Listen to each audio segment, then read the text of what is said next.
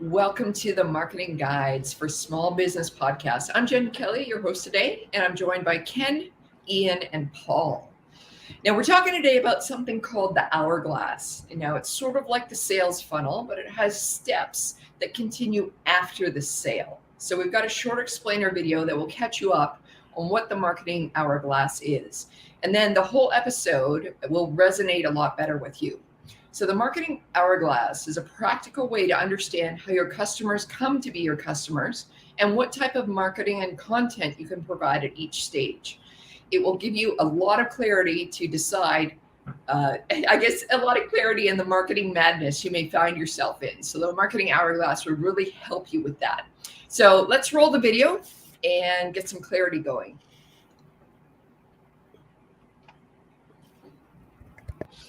In this podcast episode, we're going to talk a lot about the sales funnel. We're going to talk about something called the marketing hourglass. And we wanted to give a diagram and an explanation and a visual here before we got into the topic of the hourglass in the podcast. So the best way to start to talk about the hourglass is to explain what it's not. Now, the hourglass is not like the sales funnel. As you can see here, so with a quick search for funnel on Adobe Stock, you see all these different sales funnels. And the graphic shows there's a few stops, and then nothing else happens at the end of the funnel. So the funnel seems to stop at the sale or the action. But what the hourglass does is insist that you want more than just a sale. And that doesn't mean 2 sales or 3 sales or 4 sales. I mean, sure, that would be great, but you want more happening after the sale. And so we go to the hourglass. Now, this is a diagram of the marketing hourglass. This is what we want you to have in mind when we talk about the hourglass during this episode. The marketing hourglass was coined by Duct Tape Marketing, so John Jantsch, and it goes like this. So first of all, you'll notice it looks like an hourglass. That's why we call it the hourglass. So it goes through many stages of a customer getting to know your company all the way through to referring your company. So the different stages are know, like, trust, try, buy, repeat, and refer. So these are the different stages of the hourglass that we'll be talking a lot about during the podcast today.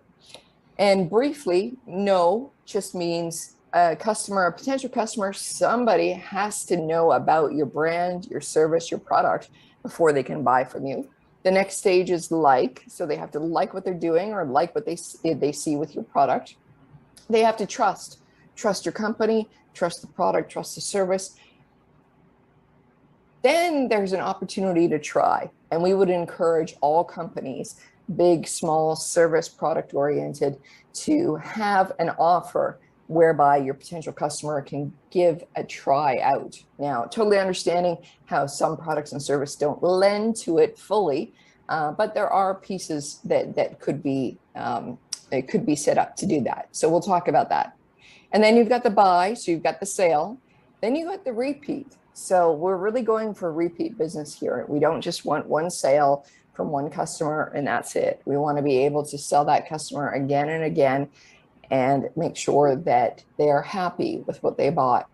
And then the last stage being the refer stage. So do they get the value out of your product or service enough that they want to refer you to others? So keep this marketing hourglass visual in mind, as today we'll be talking about know, like, trust, try, buy, repeat, and refer. Great. And with that, let's jump into the hourglass. So before we go into the questions for each of you specifically, just everyone in general, at one point in time, you didn't know about the marketing hourglass, and everybody on this panel here is a small business owner. So could you talk a little bit about what it was like to be introduced to the hourglass and what your first thoughts of it were? If Ken, only go life ahead. were that simple. Okay, Paul, go ahead. You first. Go for it. No, like I said, if only life were that simple. I think it's a good way to conceptualize it, but keep in mind, I'm not going to take a lot of time here, but that the buyer's journey is not linear, as anyone in business knows they bounce around and they'll go from one stage to the next. Sometimes they'll skip stages, sometimes they go backwards, but it's a good thing to keep in mind and conceptualize it. But remember, the buyer's journey is just not that linear. Yeah. Ken? And I'm going to contradict that a little bit.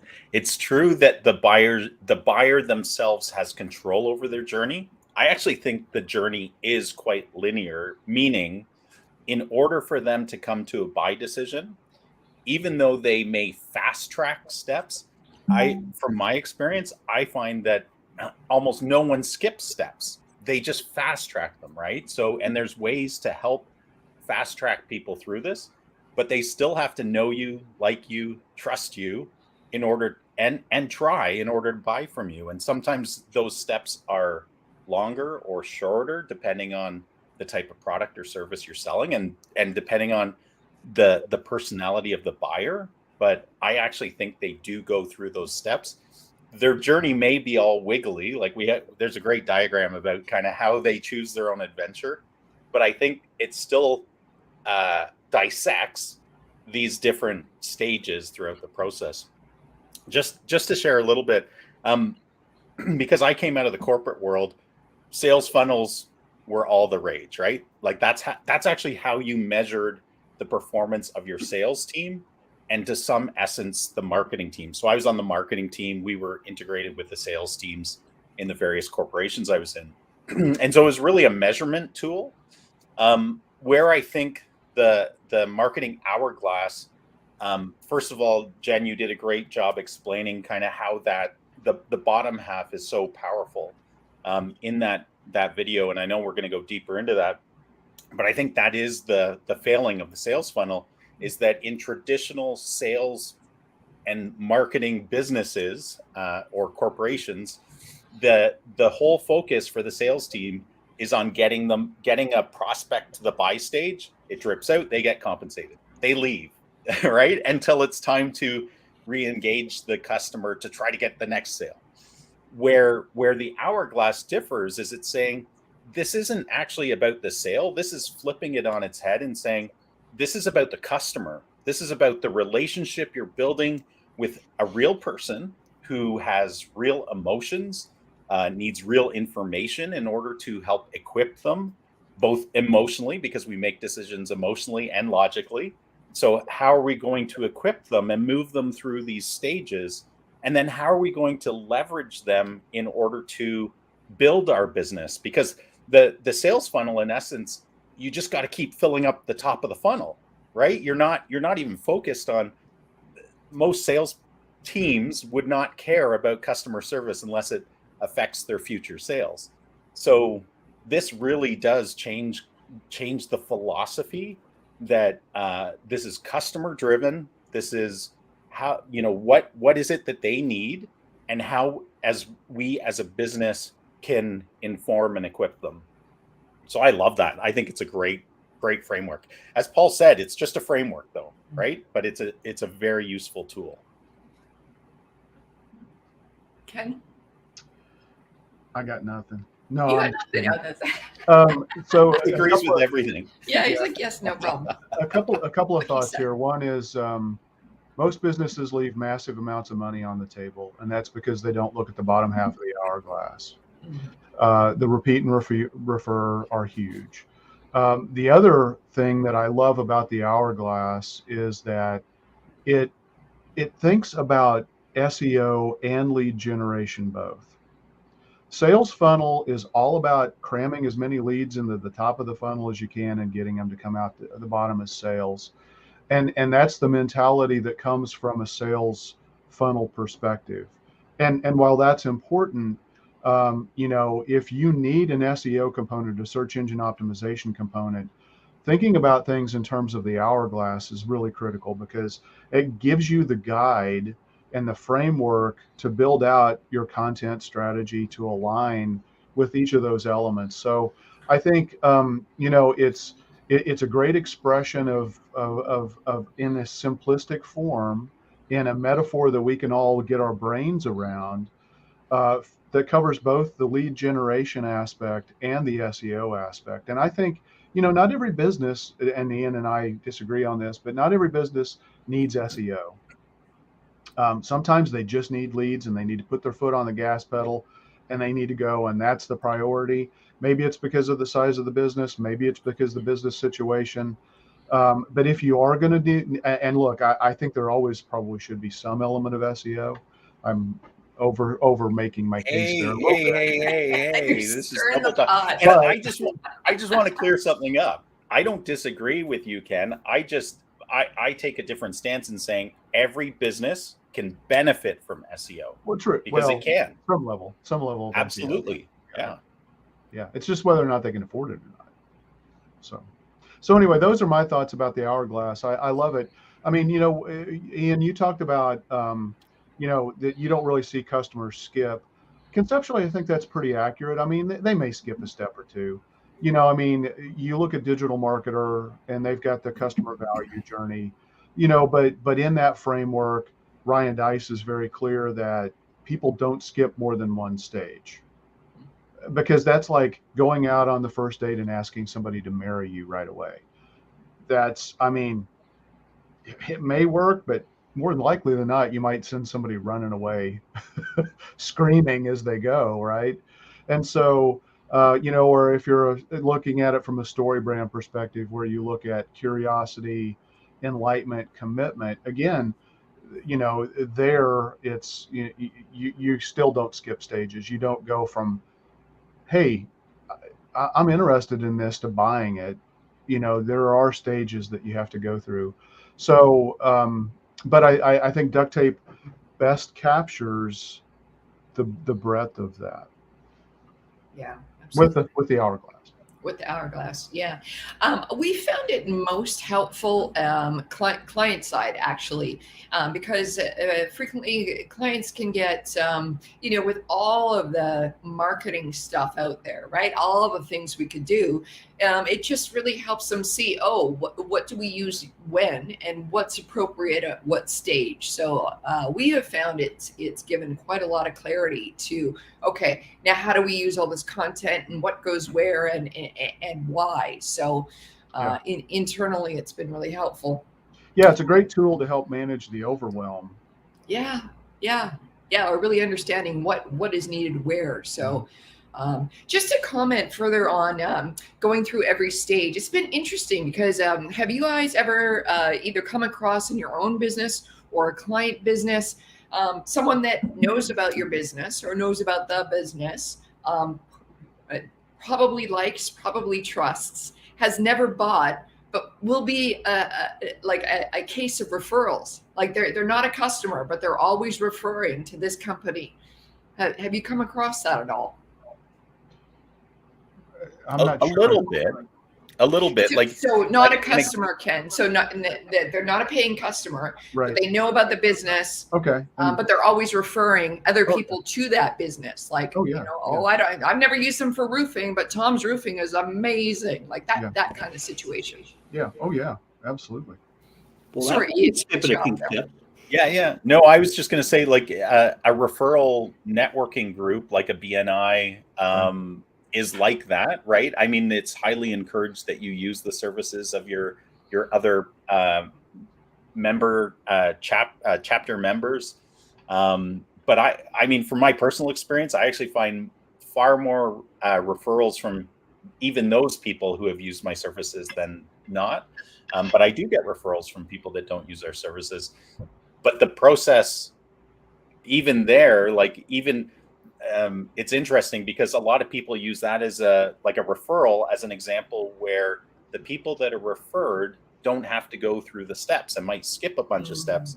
And I don't think that's actually true, because I've watched it, I've observed it, not just with my own business, but with our clients and other businesses I know, in that referrals generally don't, if somebody gets referred to a business, they don't really skip the know, like, trust, try, buy. They kind of get a fast track, right? Because somebody who they trust has said, this is a reputable business, you should check them out. but those people still go through, like, that's the no. They just suddenly they know about the business, but they, even if with referrals, like, it's well shown that people check reviews out, they go to the website, they check them out on social media, they're trying to build a case. They're already predisposed to accepting that referral, but I think they still go through the process. That's Yeah, my view. We had a guest on a while back, Virginia Muskies, who talks about referral marketing in great detail. I know, that's an element of the duct tape marketing platform as well. It's interesting because I think this is an example.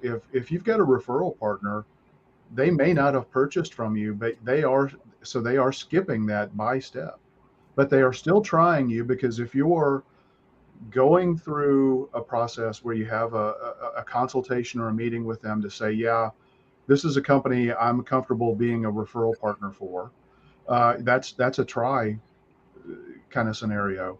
If they go to a regular weekly meeting, networking meeting, they're trying you every single week, and obviously they're knowing and liking you, so, but in this case, they could very well be skipping the buy stage, Ian. Maybe. But they're still, yeah. Or are they just, or are they still yet to get there, Ken, because they started at a latter stage? Could be. We should duke it out here. This is great. Okay, so because it is such a stage-driven concept, the purpose of today is to go through each of the stages and really explain them. So, Ian, please describe the no stage and give some examples of marketing tactics and content that would be appropriate at that stage of the hourglass. For sure. Yeah. I love the no stage. It's where everything starts. It's exciting.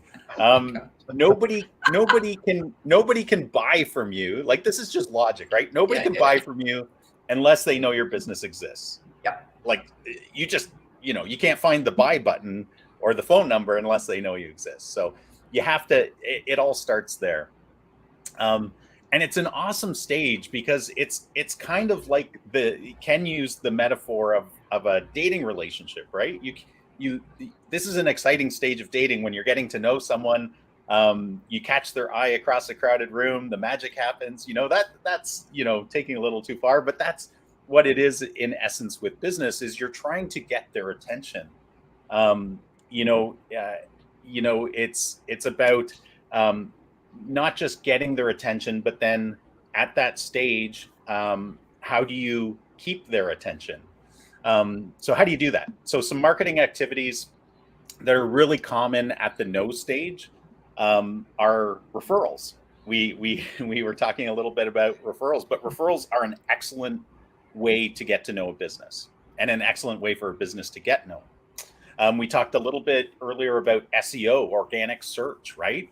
Even including Google Business Profiles, like that's all kind of in the organic search. But when somebody's searching for something and you show up in search results, that's a no, meaning KNOW, not a no, we don't want that. Google Ads, other advertising, including social media advertising, billboard, online display advertising, even traditional marketing channels like direct mail, billboards, newspapers, radio, like that's all really in the no stage. Even a booth at a trade show, right? Unless a business already knows about you and you happen to be at a trade show, boom, there you are. I would even go so far as to say networking events. That's somewhere where you can, someone can get to know you. So some content or types of relationships that are important at this stage are like strategic relationships. Ken talked a little bit about that. But those are the ones that can help refer you. Being part of a business referral network like a BNI or something where it's predisposed to help you get referrals. Having a great elevator pitch, right? Like even stuff like that is the no stage. But then of course, getting into like the bigger marketing elements, having a website, having a website that first of all is SEO optimized. It's got the best practices, so you're going to show up in common search topics that your ideal customers are looking for at the know stage. Blog posts that align with topics they're searching for and are SEO optimized and shared on social. Impactful advertising, right? Like I talked about that ads can be important, but then the content side of that is creating ads that actually are impactful and engaging. They have a call to action that's of interest to your ideal customer. It's going to get them to move. And then oftentimes associated with advertising are lead magnets, meaning things that are going to be enticing to people, like checklists. So if you're looking to sell your home, a how to sell your home checklist, calculators and self-assessments, ebooks, videos, podcasts like this, help businesses get known. But really the bottom line is to be where your prospects are and be highly visible and offer them real value. And I think if you can figure that out, or even just start down that path with, hey, we're going to do this to get in front of people that are looking for our products or service, and you're consistent, that even that will help pave the way to, testing out the hourglass, and then you can invest more in it as you see success. Wow. That's a lot there, Paul. It's hard to follow that one, but we got all the I song love and the dance hourglass. happening. It's such a great topic. There's so much here. That's so awesome. Okay, so Paul, so the next stage is like.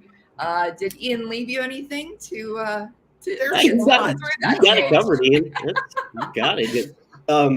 Actually, a lot of what Ian said, I think there's some overlap here in these stages, and a lot of what Ian said actually does apply to the like stage, because someone either knows you exist or they don't.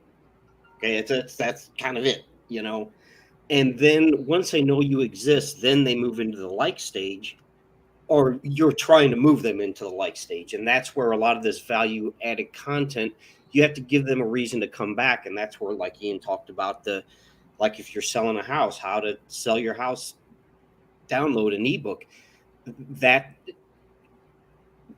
That's valuable content, but that's also, and I don't want to step on Ken's toes here, but that's moving into the trust stage. You're offering them valuable content, and so that gives them a reason to like you and to trust you. So I think there's a lot of overlap in these different stages, or to some degree there's some overlap, but yeah, the like stage, I think, is giving them a reason to come back. And that's informational blog post. That's, a lot of things that Ian said, valuable content that gives them a reason to come back and helps position you as authority in that space. Great. And the next step is the trust stage. So it's all fine and dandy for a business to be out there and have customers and whatnot, but how do you make sure that they're going to do the right job for me? So Ken, talk about the trust stage and give some examples of how to win that trust. Yeah, so a couple of thoughts before I really get into that. One is, I think that content done well can serve multiple stages of the hourglass. So Ian talked about a blog post.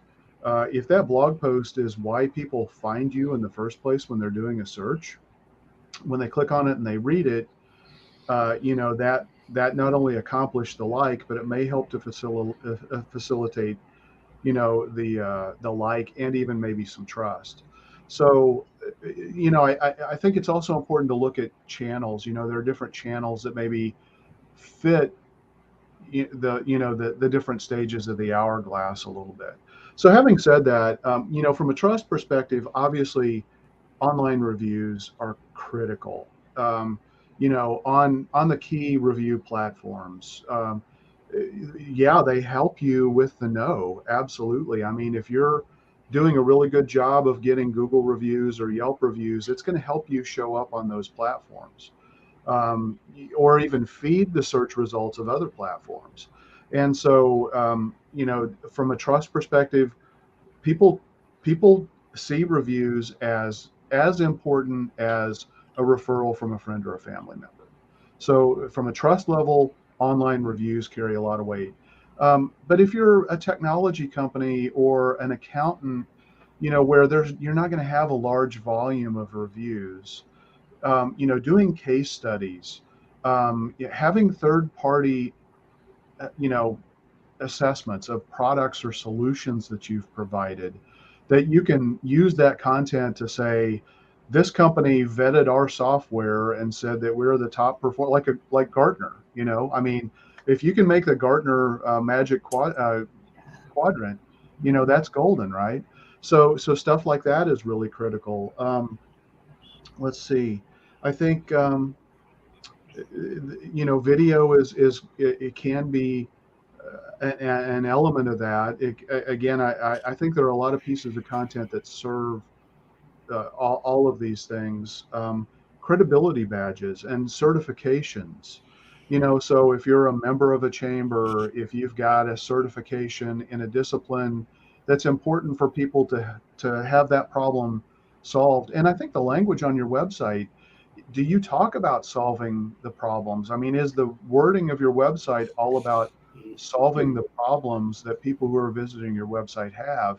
If that's the case, I think you're getting a strong element of trust there as well, because you're making that connection, especially if you address the internal problem, because that's usually what starts people to say, this is a company I want to do business with. And so addressing the internal problem and the way that you deal with that through content on your website, I think is really key. So there are a lot of different things out there. I think reviews are great. Not every business is going to be wired to have people go write a bunch of reviews, but I'll tell you, if you don't have reviews, you're creating that communication gap, and you're giving somebody an opportunity to make an assessment and a decision about your business. If you have no reviews, that still speaks volume. They're like, nobody cares enough about this business to go write reviews. And one of the things that's interesting is, there have been industries that have been prohibited from getting online reviews, so they don't even try, and therefore they probably don't have any, like financial advisors.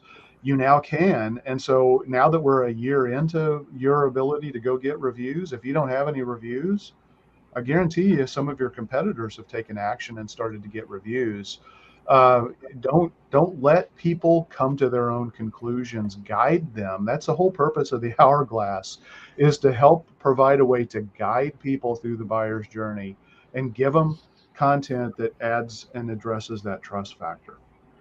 Great. Well said. Ian, we're moving into the try stage. So would you please describe it and give some examples? And if I could ask you, what would be your advice for a product or service which seems to be too big to parcel off a bit of a try? What would you Sure. do? What would you suggest in that case? Yeah. So let me start off by explaining what the try stage is. It's where clients often get hung up when they're thinking about the stages, because there are businesses that lend themselves, think Krispy Kreme, right? Sampling, right? Mm-hmm. Like that was a try. That's a super easy, very good example of a try. But a roofer, he's not going to do 2 feet of your roof and then go, you like it? Or here's a board. I put shingles on it. Do you like, that's not really a try, right. But there are, there's other things businesses like that can do. But this stage is really important because it's here where the prospective customer wants to try on your business. They want to feel what it would be like to work with you and buy from you. So I think that's really important. And I think any business can do a try. I think it's just being creative, right? So some things businesses can do at this stage to help them try on, you as a business, are samples, right? If you're a baker, a food company, give them a taste of your wares and they will buy them. Some may not, but that's okay. They weren't your ideal customer anyways. A demo. If you're a software company, this is done everywhere all the time. Demonstrate. You even see this in products like, I can't remember the name of that stuff, but it was the It was like a adhesive thing. The guy would poke a hole in a big jug of water. This was a commercial. It was also done at like home trade shows. Like And he'd Flex slap- Seal or something like that? Yeah, Flex Seal. That's it, Ken. But that's a demo, right? Wow, there's water coming out. There's no water coming out Right. now. But I would say for businesses that don't have visible things like that, they don't have edible things, phone consultations, I would say that's a try. Like in our business, guys, like when you pick up the phone, and I stress that part, when you pick up the phone, Right. because I can't tell you the number of people I've picked up the phone and they're like, geez, Ian, like we've tried to reach like 4 other agencies before you. And I'm like, well, why, you should have called me first, but that's okay. But you're the only one that picked up the phone. And I'm like, what is wrong with people? Like somebody's calling you. That's a hot lead. So but not just the fact that you pick up the phone, how you express yourself. Are you asking questions? Are you coming across as helpful, caring? What's that saying? People won't care what you do until they know you care, or So something. they I won't didn't even- remember what you said, but they'll remember how you made them feel. Yeah. Right? Yeah. Seminars are a great try, right? Because you can walk them through, here's what we've done with other clients. Your question specifically, Jen, case studies. I mean, case studies are a way to, let me try on this business. And, you're reading a case study and you're like, oh, their circumstance was similar to mine. And this is how you guys solved it. Trial offers. I mean, you see that all the time. Even in our business, we might give a free assessment. We might do a website checkup, an evaluation, an audit, or even whether it's free or low cost, just to prove value. I would even say your sales process. So yes, you picked up the phone, but then how do you guide someone and help inform them in order to make a smart buying decision? Do you communicate well? Are you thorough? Are you helpful? Are you respectful? I would, because we've all had salespeople that brush us the wrong way, and we're like, I'm not dealing with those people, because it denotes how we're going to be treated once we buy as well. I would even say nurturing activities, right? So what happens after that initial conversation? Again, how are they nurturing me to become a client or a customer? And then Ken said there's a overlap. For sure there is. I would even say testimonials and reviews are another way, just like case studies, of trying it on. So like if you're looking at a dentist and you read you're worried you need a root canal, and you're reading somebody's testimonial about how the root canal, you were in so much pain originally, you went to the dentist, they diagnosed you needing a root canal, you got it, there was no pain involved during the procedure, and there was no pain after, and all your problems are fixed, right? You're like, whoa, I got to go to this guy or gal. So that's Podcast. a podcast. Yeah. Like this one, Like this one. where we all get along and we're a happy family. And we do, people. We do. And we all agree. We all agree. We got some subliminal messaging, some inside jokes happening here. This is hilarious. But no, it's very true, especially in a service-based business or a consultation type of role. Seeing the personalities, that's very, very helpful for sure. So Yeah. hopefully we're making a good impression. Can I just jump on one point that Ian made? So you talked about free or low cost. So that doesn't mean it's cheap. It means it's low cost in terms of the total solution you might be looking to buy from somebody. So for example, we all do the total online presence audits. That's roughly $1,000, give or take, a couple $100 or whatnot. That's not cheap. But when you're thinking about making an overall marketing investment that could be $50,000, $60,000 a year, it's inexpensive as a way to test somebody and say, yeah, this is a company who gets me. We work well together. Okay, all right, let's take that next step that Paul's going to talk about. Yeah. And in that example, Ken, that's a great example, because with that audit, right, the total online presence audit, we're giving value to them obviously, because it's an exchange, but it's the value of that audit grossly is beyond the cost that they're putting in there, because they're getting tangible intelligence about where they stand in the marketplace, as well as recommendations, right? It's a super powerful exchange of value. Value in advance. Yeah, Value in absolutely. advance. Nice. Absolutely. Paul, we've got a stage in the hourglass called buy. Talk to us about that stage. Yeah, this is like the commitment stage. I mean, obviously, if you're selling a $5 widget as opposed to a $30,000 product, that's a different level of commitment. So it can be the most difficult stage, because up until this point, assuming they know, like, trust you, all that stuff, it hasn't cost them anything. Maybe you had a low cost try offer, but it hasn't really cost them that much. But this is like going back to Ian's relationship dating analogy. This is like where you're asking them to marry you, okay? And monogamy can be overrated. Marriage is a leading cause of divorce, but this is where you're asking them to commit and to spend money, and probably a significant amount of money. And this is where testimonials can come into place, and a demo, like Ian said, with the whole the water coming out, and you put your Flex Seal on there and it stops. And this is where you're trying to convince them to make that commitment. And facts can be, like Ken said, different content done well can help at different stages of the journey. And facts can help, like, okay, if I buy this product, what's your warranty? How does your warranty work? How does your return process work? Is it easy to return the product or get a refund on the service?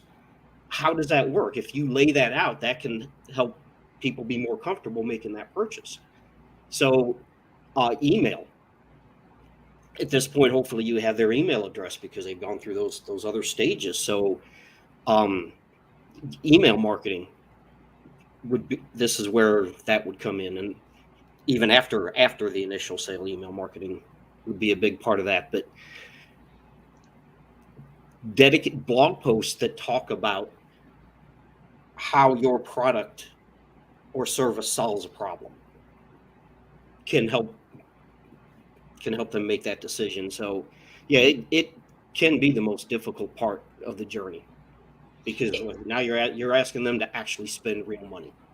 It can also be a place where things fall down a little bit. I'm sure we've all gone through a process where we've gone through the stages to buy, and then all of a sudden, we're shoved off into, a different way to have our money handed over. We have to go talk to legal now, or we have to go get this approved or that approved before we actually buy the thing. And our experience with those departments or those stages are nothing compared to what we just went through in, the marketing hourglass. So making sure the whole buying process, if it's more than just, a credit card transaction, is it easy for the customer to get the invoice from you? Is it like, is that whole stage, like making it easy for them to give over the money? Does that resonate with how their journey has gone with your company so far? So I think we have to be careful about that stage as well, making sure the actual buying process is on brand, is easy, is enjoyable. Just think about, I don't know, maybe it's different for you guys, but so, it's 2018, the last time I bought a car, but everything's great until now you got to sign the papers. And then it's just like, you feel like you're in detention back in high school, Yeah. Like, that's not enjoyable, right? Let's just get through this. So. Well, you've got the tag team wrestlers taking you on. Yeah. Hey, I wanted to say too, that if there's one area I feel like the hourglass, it doesn't, I'm trying to think of the right word. The buy stage, I find, minimizes, in our view, kind of the importance of this. Like, every business understands how important the buy stage is, but there's so much that goes into this in the hourglass, because it's about not just the transaction, it's about how do we as a business reduce or guide through buyer's remorse, how do we deliver the actual service in such a way that they're going to repeat and refer, right? Like there's so much in there that I actually think it's like, maybe we need a bigger box for it or something, just, but I do find it's one of those things that traditionally it never fit into the funnel really, because all you got was the drip out and you're like, woohoo, we got the sale, ring the bell, we're off to the races for a new sale. But I think it's really important because it does take into account after the transaction. Yeah, well, I mean, like, think about unboxing. If you buy something that you're really excited about, how many times have we bought something and you can't get through the plastic? I mean, even, there's just no way, and so you have to go find your scissors, and, maybe they don't even work right because you can't get the right angle. That's immediately dampening the enthusiasm that you got because somebody made a purchase. It's just not, that's not smart. Onboarding, I think because you don't want to have somebody say, yeah, I'm excited, we're ready to do this, and then the first week that they're working with you, they're like, what did I get myself into? So I think that's like marriage. That's why the previous steps are so important, people. Right. Yep, absolutely. Hey, Ken, just about your analogy about the unboxing and can't get in. I remember getting a stocking stuffer one year, and it was this little cutting device that was especially helpful for clamshell, the thermally sealed clamshells that are impossible to get into without cutting yourself and everything. Yeah. Anyway, it was for one of those, but it came in a clamshell. That one made me laugh so hard. Wow. Well, or think about, a company like Apple. I mean, they make it artwork, and they're appealing to their audience because the unboxing sometimes is like, man, this is such a cool package. Yeah. And it's like, I can't wait to see what this machine does. I mean, it's like they're setting you up, and it's brilliant stuff. It can either be destructive or it can be brilliant. So don't overlook it. Yeah, absolutely. Yeah, Apple is the wow factor. It's that they are a hardware company, and it's about our product is really cool. And they were kind of the first technology company to really get that, right? Everybody else didn't really care what the box was, or even the communication when you opened the box. It was, a manual, and it was horrible. And they changed that, right? To give you a great feeling going in. I love that. It's so good. Yeah, absolutely. Ken, we're on the repeat stage. Talk us through that with some examples. Yeah. So, I mean, this is where I think most businesses have the greatest opportunity and the fastest path to generate immediate sales, but only if you capture the data, So one of the very first things I always look at whenever we're working with a new company or client is what we call a database reactivation program. Can we go get their past customers to buy again? And that doesn't mean for them to buy the same thing. It could be you have a new solution or a new product that maybe they don't know about. Let's give them a reason to buy that. The philosophy is you've already achieved the know, like, and trust, and even the try and the buy with them, right? So, I mean, they already know who you are. And if those experiences were great, you've spent a lot of money to make that happen. It's really hard to get yourself found in Google search. It can be very expensive if you're paying for ads to be able to get those people to come to you, where they don't know you exist until they know you exist because of those investments that you've made, right? And so the repeat is trying to take advantage of all of that hard work and all of that investment that you've made and get people to say, yeah, I want to do more business with them. It could be an expansion of the scope of the work they're doing with you. For a company like us, it could be, buying a secondary product. So we've talked about Apple. So it's like, okay, I love my iPhone. I'm going to try this Apple Watch out, because you've had a great experience with the iPhone and whatnot. That accelerates the process. But you have to remind people sometimes. You have to stay top of mind. And so you can do that with remarketing. You can do that with email or text message marketing, but you've got to do it. And And ideally, if you know what they bought and have an idea of maybe why they bought it, that's going to make your campaigns even that much more effective. So it's most businesses are leaving money on the table because they don't go back and do this. I'll never forget, I was at the Twitter conference in Los Angeles in 2009, and I'm not the type of person that is normally going to get really excited by a Tony Robbins kind of a person. I mean, I respect what he does. I appreciate his knowledge and insight, but I was kind of like, oh yeah, I'm not sure, you know. But it was the last session of the conference. He was supposed to spend a half an hour. He wound up spending 2.5 hours because Twitter was brand new at the time. I mean, it was so cool. You know, it was like nothing. The whole world of marketing completely changed with Twitter, in my opinion. I mean, the whole world changed, in my opinion, because of Twitter and the real time access to information that we never had before. But one of the things that Tony Robbins did say there is, you know, if you got 10% of your current customers to spend 10% more when they buy from you, you get them to buy from you 10% more, and you get 10% new customers. That will rock your world. And so we all, for whatever reason, we want to go to get that 10% new customers, and that's the most expensive customer acquisition process that you can do. Increasing your price or the product value so that price is not even seen as an increase because it's, you know, it's something that's new and different, or getting somebody to come back and buy from you again. Those are the drivers that allow businesses to truly grow. Sure, you can grow if you just spend cold hard cash to go out and get a bunch of brand new customers, but it's a whole lot better, easier, cheaper if you can get them to purchase from you again. And again, I want to stress this: it's not getting them to necessarily buy the same thing that they bought before, although it can be.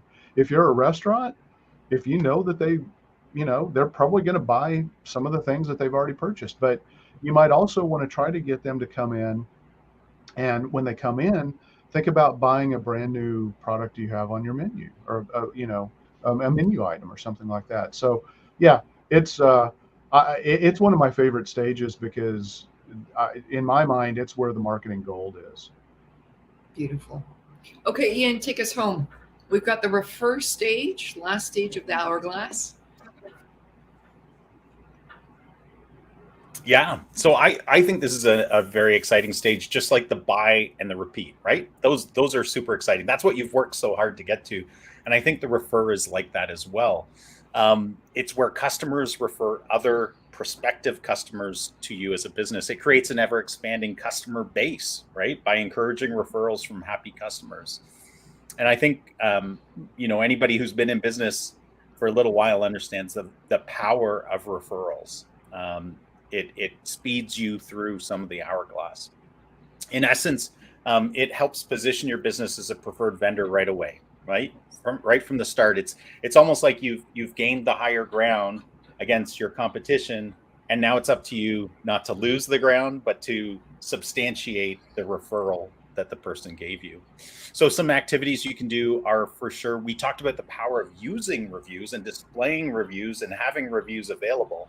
But I think this is the stage where you get the reviews. You ask your customers if they would be willing to, you take your satisfied customers and try to encourage them to leave positive reviews for you, or just leave a review for us, right? And if they're a satisfied customer, it's going to be positive.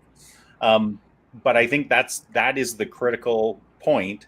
You've sold to them, or they've bought from you. Nobody wants to be sold to. They've bought from you. They've become your customer. You delivered your product or service or dinner or hot tub, whatever it is, and they have used it, and they're like, "This is the best thing ever. I want the world to know." And statistics show that 6% of people leave reviews unsolicited. You really have to ask as a business. So this is the time to ask. So reviews are super important. Having a review funnel system where it makes it easy for you where it makes it easy for the customer because it guides them through the process a little bit, because it's not always super easy for, depending on how tech savvy you are in order to know where to leave a review. So it just makes it super easy. You do have to be careful sometimes with this, about how you ask, whether you create any sort of gatekeeper to positive and negative reviews. You shouldn't do that. But even some really good techniques that businesses use, especially like from a coaching standpoint or anything like that, where I've seen it where, on the refer stage, you actually get people in once they've purchased from you to join your Facebook group. It's a private Facebook group just for people that have purchased. It's your tribe, it's your community. And this can actually become a super powerful technique, because you can have a public group and you can have a private group. And so there's lots of examples of how this works and can be very, very powerful. Those are, even from a strategic partner standpoint, we talked about referrals being super important from those guys, right? And so this is, there's a tool that Duct Tape Marketing has called the reverse introduction. I think it's called the reverse perfect introduction. Perfect. Yeah. And it's a really great tool to use when you're trying to build a relationship with a strategic partner, because it's really all about asking them, how can I refer business to you? And then likewise, there's kind of an obligation for them to do the same to you. And so that's a great tool. Anybody else have any other ideas for the refer stage? Well, I think the key thing is you need to arm people with what they need to be a referral engine for you, really. And we've talked a little bit about this in the past, but we've got a text message marketing platform that actually has a viral referral element, where every time somebody signs up for into the text club, they get a referral link, and then we gamify the process to get them incentives. It could be discounts, it could be bonuses or things like that, but they're incentivized to want to share out their experience, and it's all trackable. And so I love when you can track all of these things, because now you can see how that investment is performing, and the gamification process is really cool, because it may get somebody who had a great experience, but maybe we all know, most people, even if they have great experiences, they're not going to be inclined to take that action of writing a review or actively making referrals. So if you can find a way to stimulate that process, make it easy for them, remove the obstacles, and arm them with the information and/or the tool set that they need, I think that's great stuff. Yeah, absolutely. And that's a great point, Ken, about when you were talking about helping equip them to leave a good review, even just helping them understand that if you can share your experience and your results of your experience, what we did for you, and the results, like even that simple structure can help tremendously frame your reviews to be very powerful. Yeah, I mean, people buy because they're looking for some kind of a transformation. So if that review or referral, or any of your marketing really can address that transformation of, hey, you've got this problem now, and here's what your life could look like if you invest in our product or solution. I mean, that's really fundamental to marketing. Mm-hmm. Nice. Good. I think we did a great job on this hourglass explanation today, guys. It sounds like this is a great place to wrap up. So thank you everyone for joining us today. Please like and share our podcast. Please subscribe to it and help us get the word out. So tell a fellow business owner about the show. So thanks again, and we'll see you next week. See you. Toodles.